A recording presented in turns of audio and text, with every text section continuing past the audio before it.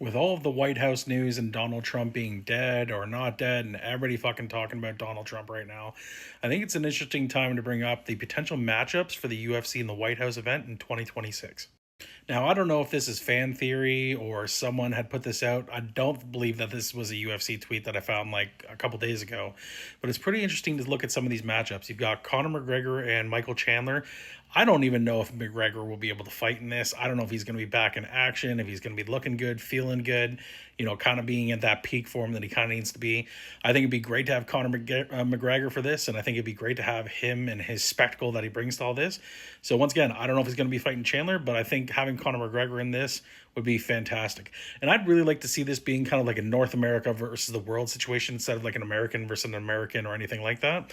But if there's a chance that they can pit, kind of the West versus the East, I think we've got a pretty good, interesting matchups here. And I don't know if all these kind of make sense for that, but it's pretty interesting to look at. You got Tom Aspinall and John Jones. Who knows what the hell is going on with John Jones right now? Like all of the negative stuff that's going on in his life and his world. I don't even know if he's even going to be able to like even compete in this event, let alone like any future events coming up. So I just don't know what's going on with John Jones, and it's pretty hard to like put him on this card, but it'd be interesting to see if he can, come into this event. Now, I think this is probably the best build fight out of these six that's purported. Having Patty the Batty and then Justin Gaethje, like that would be an amazing fight. This would probably be one of the main events on this card that like it would just be like, what exactly you're getting in every single round, and with these two competitors, this would be a badass moment.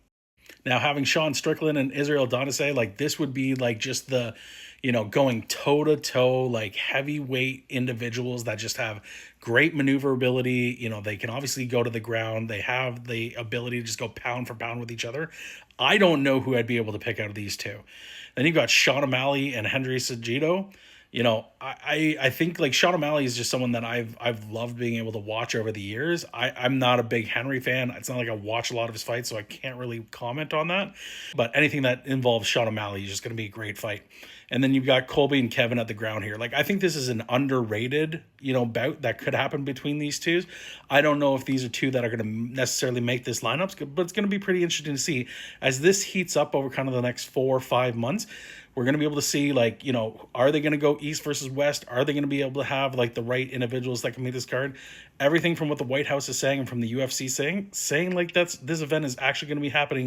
So what do you guys think? Do you think some of these matchups make a lot of sense? Do you think some of them are going to be switched? Or do you think some of these guys aren't going to be involved whatsoever? Let me know in the comments below, and I look forward to seeing what's going to be happening here over the next couple of months. Who's going to be fighting on the White House lawn.